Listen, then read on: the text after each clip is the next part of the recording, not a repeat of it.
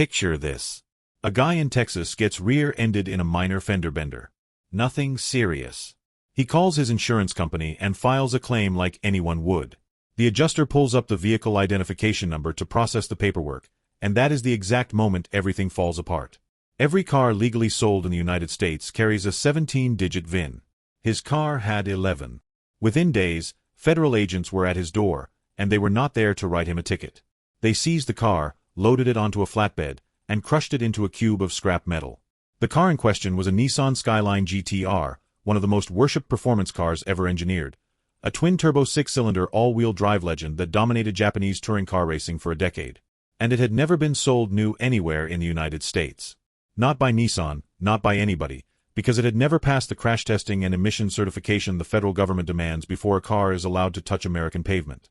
That is not an urban legend, that is a documented reality that has played out again and again for decades, from the collapse of the infamous Motorex import scheme in California to entire fleets of illegally imported Skylines getting warning letters, seizure orders, and eventually the crusher, all because of a law most Americans have never heard of, the Imported Vehicle Safety Compliance Act of 1988. And here is the part that should terrify car enthusiasts everywhere. That same regulatory machine is still running today, in the year 2026, and it just claimed 5 brand new victims.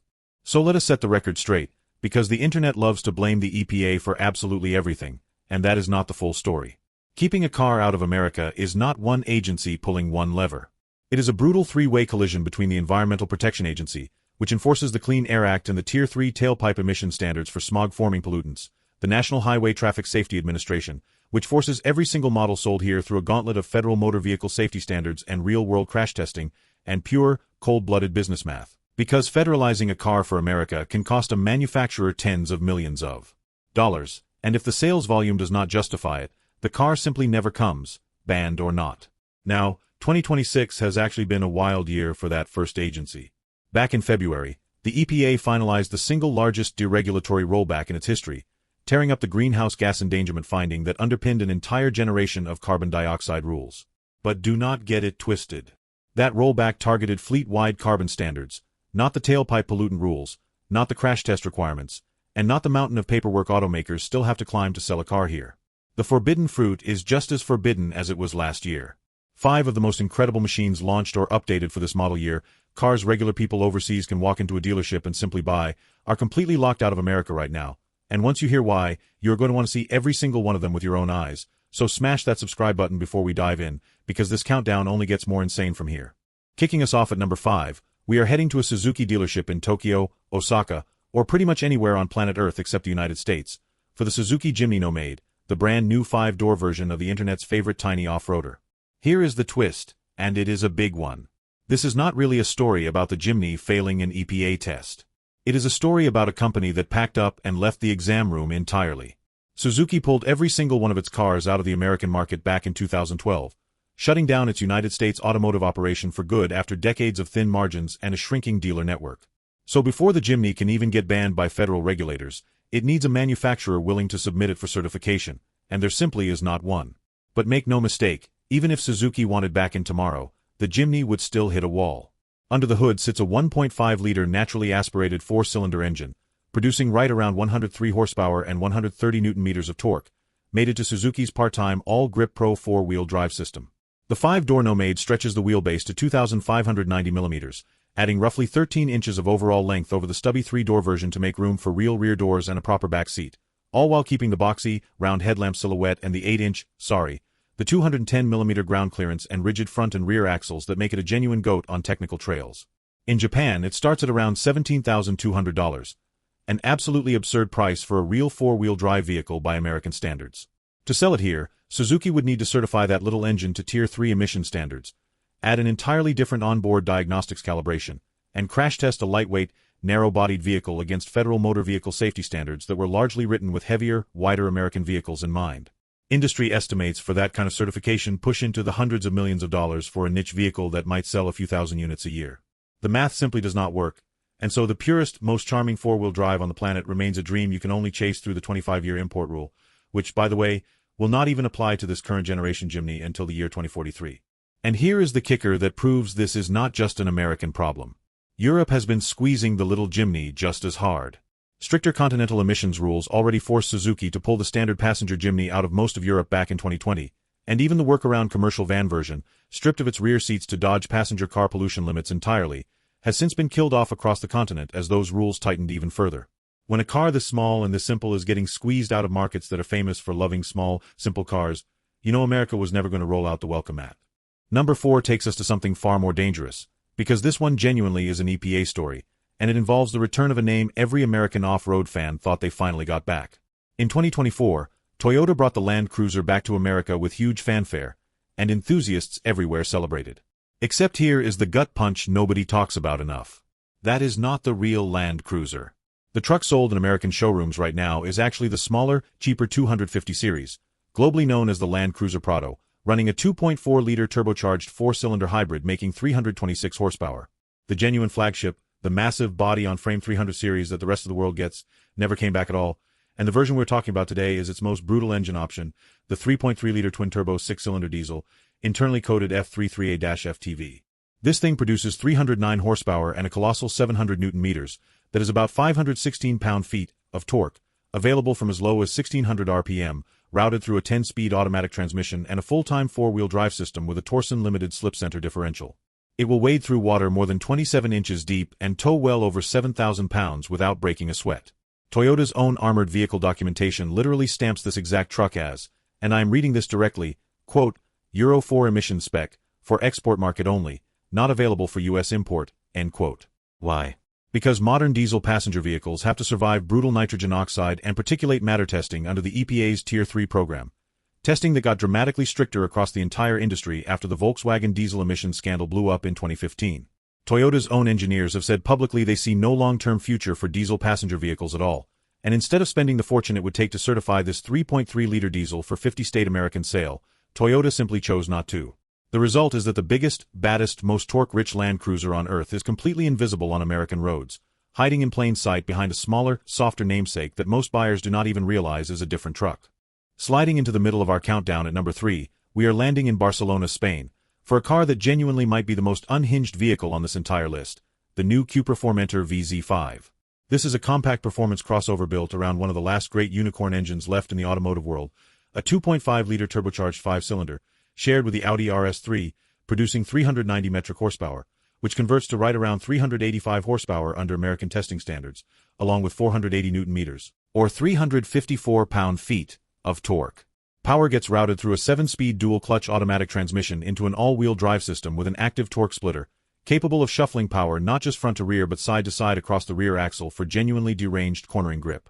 Cupra quotes 0 to 100 km per hour in just 4.2 seconds and an electronically limited top speed of 280 km per hour, which is about 174 miles per hour, for a 5-door crossover with a proper back seat and a trunk.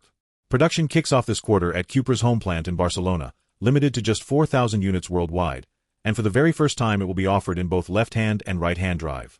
So why can you not buy one in Fresno or Fort Worth?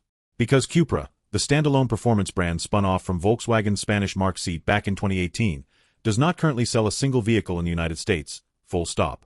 There is no dealer network, no parts pipeline, no certification infrastructure, nothing.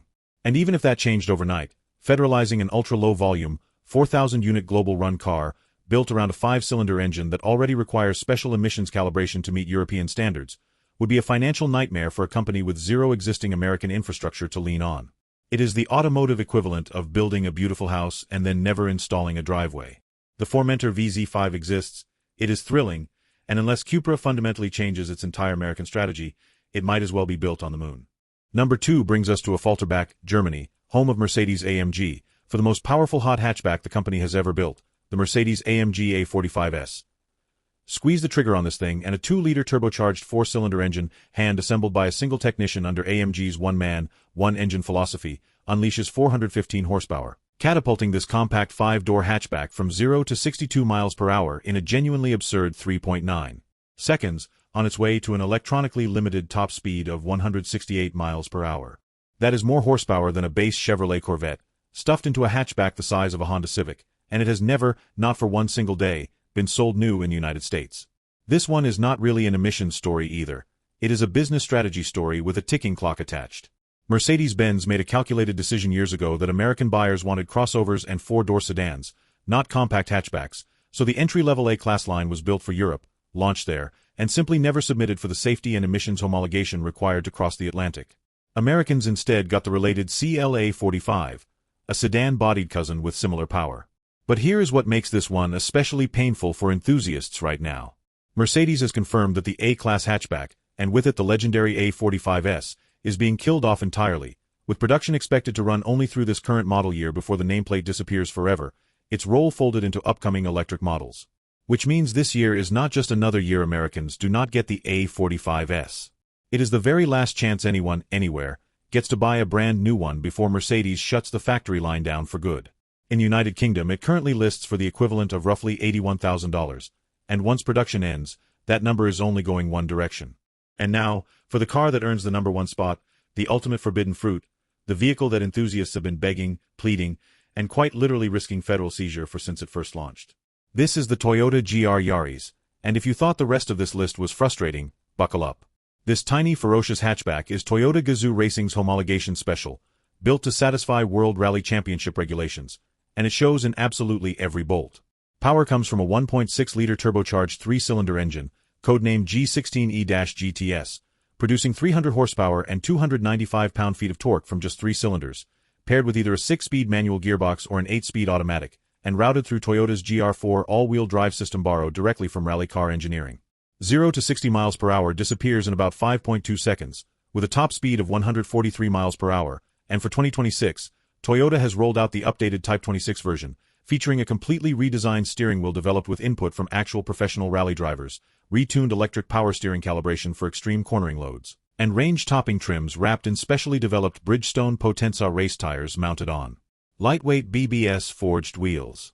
In Japan, it starts at roughly $22,700, climbing to about $34,700 for the fully loaded RZ High Performance trim with the Aero Performance package. So why does America not get it? Unlike most of this list, the real villain here is not emission certification. It is the brutal, non-negotiable cost of crash testing a low-volume, lightweight rally homologation car against American federal standards. Toyota made the calculated business decision that the GR Corolla, a heavier, more conventional platform Toyota already had to crash test anyway for the standard Corolla lineup, could serve American enthusiasts instead, without the astronomical extra cost of separately federalizing the GR Yaris on its own unique platform. The demand gap this has created is staggering. Back in 2021, Toyota Mexico secured a tiny allocation of just 300 GR Yaris units, and the entire batch sold out in under 24 hours, triggering a wave of Americans investigating cross-border purchases, state registration loopholes, and the ever-present 25-year import rule that will not make this current generation legal for direct American import until the year 2045. Until then, the GR Yaris remains exactly what Toyota accidentally built it to be, the single most desired, most talked about, and most completely unobtainable new car in the entire hot hatch universe, a rally-bred, 3-cylinder middle finger to every American enthusiast who has to settle for watching import videos instead of turning the key themselves. 5 incredible machines, 5 completely different regulatory nightmares, and 0 of them sitting in an American showroom in 2026. So here's the question for the comment section. If you could get federal approval for exactly one of these 5 cars tomorrow, tax-free, paperwork-free, no crusher required, which one are you driving off the lot? Drop it below, and I will see you in the next one.